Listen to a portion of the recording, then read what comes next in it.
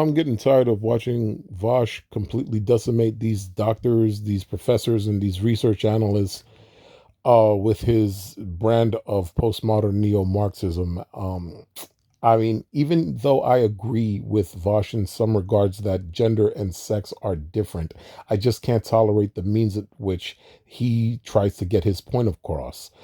Vaush has effectively deconstructed the gender debate narrative to the point where all attempts at achieving objectivity, all overtures to foundational truth gets classified as either arbitrary postulates, linguistic convolutions, or products of Western bigotry.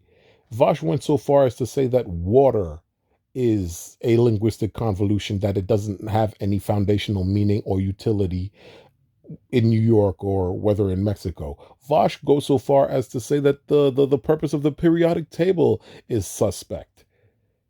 This dude is a tactical nihilist, meaning that he'll give you enough skepticism for you to doubt your position, not his.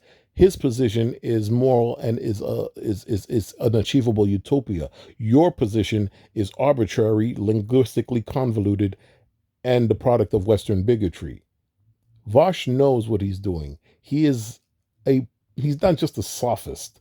He's not just conflating the ontology of words with the epistemology of science. He's doing it for the sake of achieving a Marxist praxis. He wants to live in a genderless capitalist world, and he's willing to bend the truth to get there. Now, me personally, I need truth. In my mind, a woman is an adult human female dealing with the psychological, sociological, and physiological consequences of being born with a birth canal, as is a man is the same who's been born with a phallic appendage. This is a prescriptive and a descriptive definition because, in all likelihood, it is impossible to separate a woman from her society, her mental health, and her physical form. A woman is the consequences being brought on an entity that has a birth canal and sex gametes.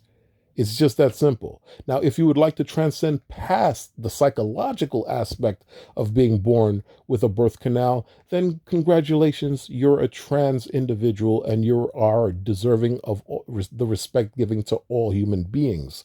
But you are still a trans man and a trans woman in that regard.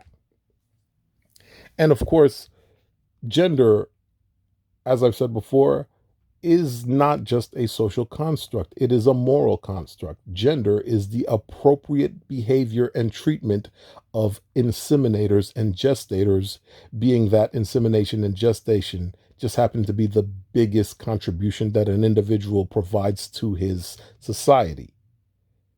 Furthermore, to say that these are arbitrary is ridiculous because I've yet to see a society last who puts their gestators in the front lines of combat while their inseminators sit back and take care of the children. Those societies have not lived long enough to critique what we have done as the human race. So what is arbitrary about reproduction? No one can tell you that. That's just something Vosh says as a reflex.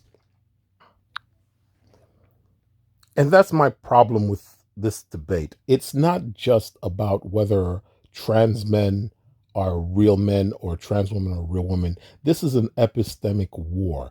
They're not just trying to make you not say trans. They want you to drop the prefix trans in this argument, but they also want you to make no distinctions of what a man and a woman is. They want you to submit to a hierarchical, egalitarian order. This is an epistemic debate, and I will stand my ground knowing that a woman is an adult human male, adult human dealing with the psychological, sociological, and physiological consequences of being born with a birth canal.